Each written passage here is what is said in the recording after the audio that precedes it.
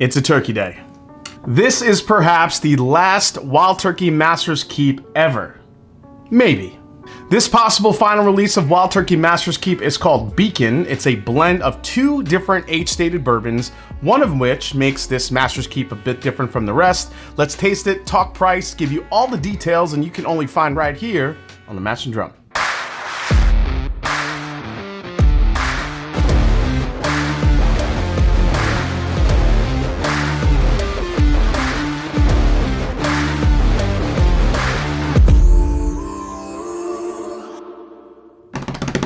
What's up, folks? I'm Jason C, and welcome back to the Mash and Drum Whiskey Room. Like the video, subscribe to the channel if you haven't yet, and thanks for all the support.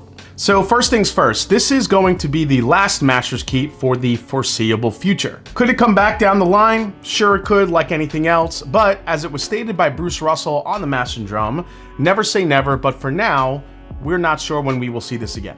You know, Master's Keep to me was always something a little bit different, more experimental, more interesting. This is where we have our sherry finished, Wild Turkey with Revival, the 17-year bottle and bond, the Decades, the different ryes, the Cornerstone, the Triumph. We saw one, which was a toasted product. So will we see those again through another different type of release or another branch that they're going to add on to the Wild Turkey family? I don't know, we'll see. But for now, I think I'm going to miss Master's Keep, but I will not miss the steadily climbing prices of Master's Keep the last few years. We'll get into that in a little bit. So Beacon has become a pretty big moment for Bruce Russell. Bruce Russell is the son of Eddie Russell, the grandson of Jimmy Russell. Not only is his signature on a Master's Keep box for the first time, but Beacon utilizes some younger whiskey that Bruce made from scratch in January of 2014. Now, when Bruce started, Eddie and Jimmy wanted Bruce to make whiskey in a way that didn't utilize as much automation as we see today. Now, this included everything. This included testing and milling the grains, fermenting them, adding yeast by hand, not by machine, running the cookers, running the stills, everything from soup to nuts that Eddie and Jimmy wanted Bruce to learn. So along with that 10-year bourbon that Bruce made and he laid down in 2014, Eddie Russell, Bruce's dad, blended 16-year-old bourbon from Camp Nelson into this one as well. I don't know exact which rick houses they came from, whether it was F or E or some of the other well-known ones, but I can tell you for a fact that the 16-year whiskey in this blend is from Camp Nelson. Now, Beacon is bottled at 118 proof, which is a higher proof for a Master's Keep. Still not barrel proof though, because I feel like if it was barrel proof, it would probably say it somewhere on the box, but it's not the case here. They probably had to proof it down a little bit, and it's rolling out now for a retail price, I think, of about $325. I think that's the retail. I don't know what the exact retail is, but I think at Total Wine, people have been reporting it for about $325. So high price on this one. All right, let's get a pour. Now, one of the beautiful things about this bottle and this box is, listen, you know, I'm gonna say it, it's a sexy box. It's beautiful. It's the black and gold go so well together.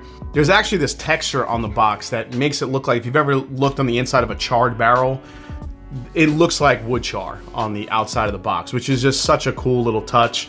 Obviously the gold, the wrapped around turkey, that matches the actual bottle. Nothing about the bottle really changed. It just says Beacon on the front. You still have the embossed turkey that's kind of wrapped around the two sides of the bottle. But then you have 118 proof, and then as stated earlier, Bruce and Eddie's signature is on the front of this box. If you open the box, it just, you know, it's pretty plain on the inside, but it does have the full story on the gold panel here on the inside left panel, where it gives you the details that I basically gave you. Overall, I just love the way this looks. All right, here we go. Let's try it. I think the nose on this has gotten even better since I first tried it. There's some old, like, dusty, funky oak that you normally get with Wild Turkey on here, but there's also a lot of spice. I really feel like it's very baking spice driven, which I kind of dig. So that singed orange peel note that I normally get with Wild Turkey is definitely here, but there's a lot of darkness to it. There's a black cherry vibe. There's definitely like a sweet tobacco leaf note in here too, which is just really sets this off. It's got this really beautiful balance of bright flavors and some of those old flavors that you look for in a whiskey, where you're getting into the leather, the tobaccos, and some of that really rich oak. But this doesn't get into an over oaked profile. It's a sweet oak.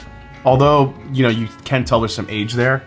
So for me, it's not just black cherry. I do feel like there's like a raspberry chocolate combination in here too.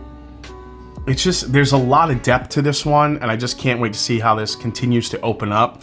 It's easily one of the best noses that I've smelled this year for 2025. It's just so inviting, and you just want to drink it immediately as soon as you smell it. So let's try it. Here we go. So the first thing that hits you is the spice of this. I think there's a lot of black pepper. I could even make a case for a little crushed red pepper in here, especially on the front part of the palate.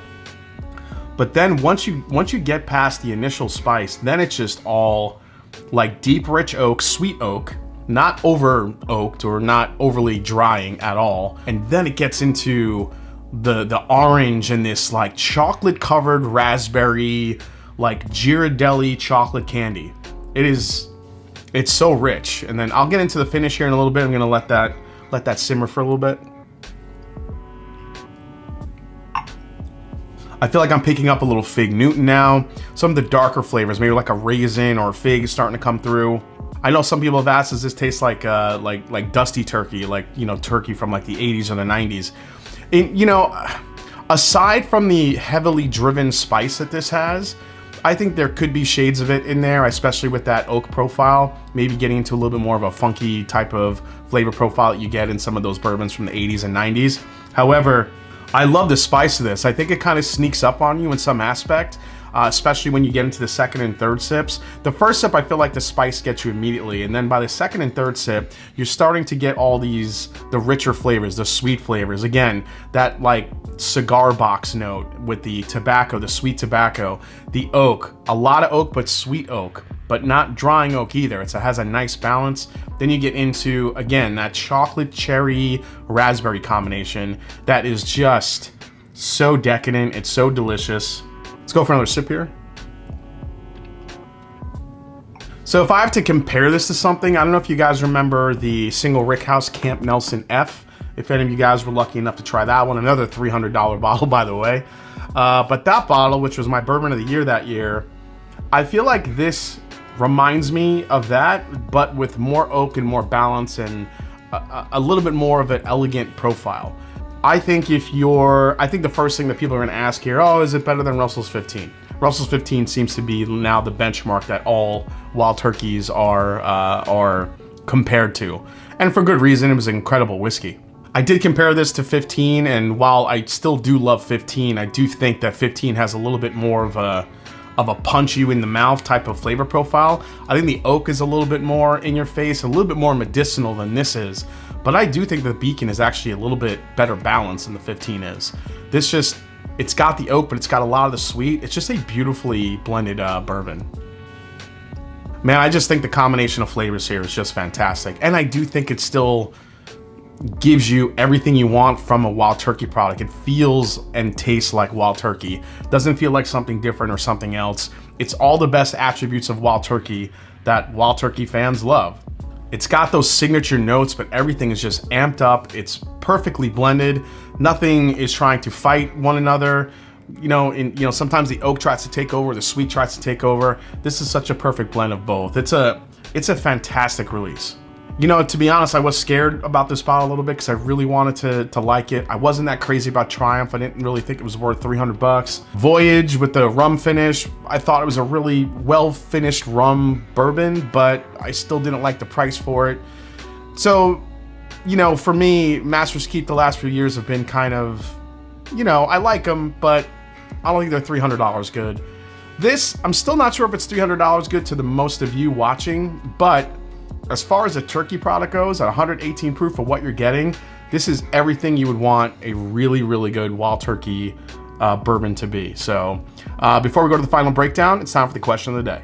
All right, so our question of the day comes from GH0E1QY. He asks, what is one bottle you have either finished or are close to finishing that you wish was always available so you could replace it? No limitation on era, price, spirit type. I tend to not seek out backups anymore with how much is out there, but figured everyone has that bottle. Cheers. This is really tough because when you factor in every single era, it's like the possibilities are endless.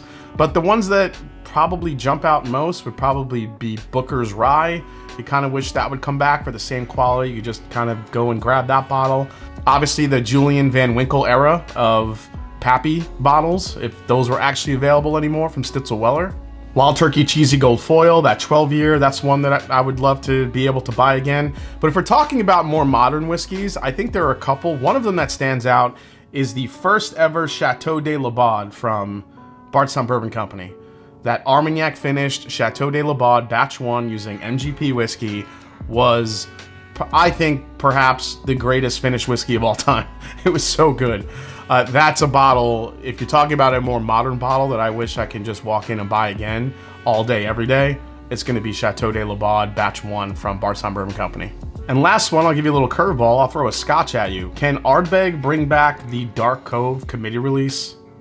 Like, that whiskey is one of the best peated whiskeys I've ever tasted of all time. And I feel like they've never matched it since then. Bring back Dark Cove. Ardbeg, please. But make it as good as you did last time, if you can. Please and thank you. All right, final breakdown. All right, final breakdown on the Master's Keep Beacon, possibly the last one that we'll ever see. Price for this one, $325. Resale market value, I've already seen these for around $600 at the highest, but they're starting to come down to about $475 to $500-ish, which is still a lot. Availability on this one is going to be limited for sure, and I think it's going to be a little bit more of a different release than we saw with Triumph and even Voyage. Those seem to stick around a little bit, especially given the $300 price point. But given that this is a non-finished bourbon with some high-end 16-year Camp Nelson bourbon in it, plus the fact that it's possibly the last one we'll ever see, I think this one's going to have a little bit more juice in it, a little bit more of a desire for people to grab this one. So I do think this is going to rightfully be limited. Value here, I'm gonna say below average. I still don't think that it's worth 325 bucks, but at the same time, it is the last Master's Keep, so I think people are willing to pay a premium for that. I think Campari knows that, and we're still seeing LEs go up in price. Four Roses just announced that their limited edition barrel proof offering is going up again in price, so these LEs are still going up. However, I do have to factor in what I'm tasting in the bottle. If I said that the Voyage was a low value bottle, this is, I think it's just going to be below average because the whiskey in here is just exceptional. It's really, really good. Most I pay here is going to be retail. I did pay more than that to get this bottle for a review. I'm always transparent with you guys, but if I had to go back and get another, I wouldn't pay more than 325 bucks. It's really good, and I think the price is enough for what it is. Alternatives for this one are going to be tricky. There's really not many blends that include these two types of whiskeys. However, I will say if you could find some good 9-year, maybe 10-year store picks from Camp Nelson, from Wild Turkey, Camp Nelson Russell's Reserve picks, you could probably get to a point where, you know, some of those flavors could show up, where it could get close to this. Bardstown Bourbon Company also uses Wild Turkey in their blends, especially their Discovery series. So some of those high-aged whiskeys in those blends can stick out, give you a little bit more depth, maybe get something close to this. And I think the new Reveries blends that are coming out through the R Bourbon Reddit, through Jay over at Take, I think he's doing a great job with some of those blends. So I think those are going to be maybe your best bets, your best alternatives. And last but not least, this is a skip, a try before you buy, a buy or a buy and back it up. This is such a buy, and I think for like turkey super fans like me, this could even be a back it up. I know it's crazy because it's 325 bucks, and I know a lot of you out there are saying like that's a ridiculous price, and I get it. And I, you know, for the most part, I do agree with you. I don't think it should be that high, but I will say that the bourbon in this bottle is above and beyond what I expected, and I think it's probably the best Master's Keep that we've had in quite a while. So for that, I think it's definitely a buy. And if you're a turkey nut like I am, it just might be a back it up. I'm gonna have to whip out the old credit card again. All right, guys, well, hope you enjoyed this review for possibly the last Master's Keep that we'll ever see, the Beacon. Hope you enjoyed it. If you did, hit the subscribe button below. Please hit the like button. And if you haven't yet, find me on Instagram. Let me know down in the comments if the price is just too much for this one, or you're not really hunting Master's Keeps anymore, or the fact that this could be the last one is enticing you to buy it. Let me know down in the comments. And as I always say, it's not about the whiskey, it's the people you share it with. Cheers. I'll see you next time right here on the Master and Drum. I love this so much.